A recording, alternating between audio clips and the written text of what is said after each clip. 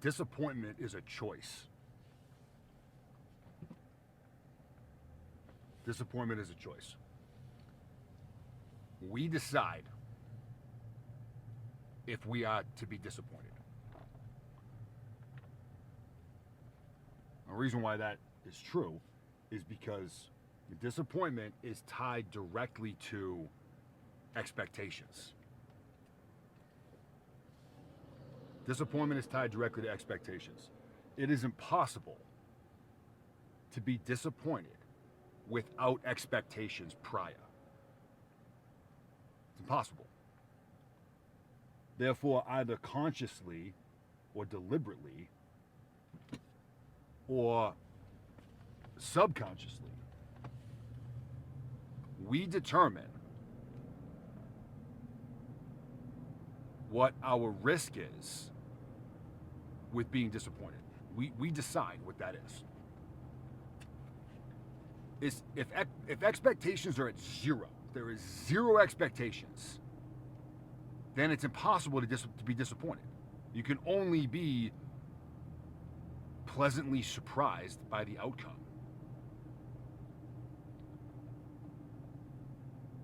Let's look at this two different ways. So first, we'll look at it externally. We're talking about being disappointed by somebody else. And this could be a professional relationship, a teammate, a boss, a leader, a subordinate, whoever. Or it could obviously always be personal as well. Your spouse, your kids, your mother, your father, your best friend, whatever. If we set our expectations of that individual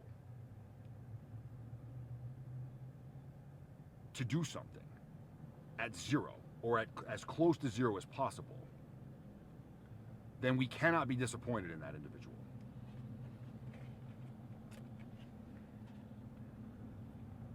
Disappointment is an emotion that can linger, and it can cut deep. It could really affect us and our ability to focus and perform and all these things. So, by virtue of maintaining low expectations in others, safeguards ourselves in many ways to minimize the potential of being disappointed in that individual. Now, here's where it gets interesting when we're talking externally. Whatever organization or group you are a part of with this person, again, personally or professionally, expectations and standards are two different things. They can be looked at as two different things. You may have organizational standards. Like, this is the bare minimum of what it takes to be a part of this organization. In my opinion, those are incredibly valuable. Those are important. It is the standards. Those are organizational standards. Is it not possible, however, to maintain low expectations of people while they are performing tasks within that organization that has standards at the same time? Because what we're doing by minimizing expectations is lowering our likelihood of disappointment. Now, if this individual continues to perform below the standard consistently, well, then we got an entirely different conversation to have. Perhaps this person is in a suboptimal position for them. Or perhaps I'm not doing what I need to do to set them up for success. That's a different conversation. My point is that you can maintain low expectations of individuals in what they are doing while also being a part of an organization that has defined standards. And if you choose to do that, really, again, you're safeguarding yourself from the negative emotion that can be lingering. Again, a negative emotion that can hang around for a while and debilitate you. You are safeguarding yourself from that. And then all that's required is to take an objective look at this individual's performance over time. And if there is that consistent history of substandard performance, so then we need to analyze what the problem is. But now we're looking at it objectively. We're looking at it through logic. Disappointment is an emotion. So we are separating emotion from objectivity. We're separating emotion from logic. If you choose to do this. How about expectations of ourselves? Okay. Here is where I argue we can get aggressive. We can have, in fact, oftentimes it's incredibly important that we have high expectations of ourselves.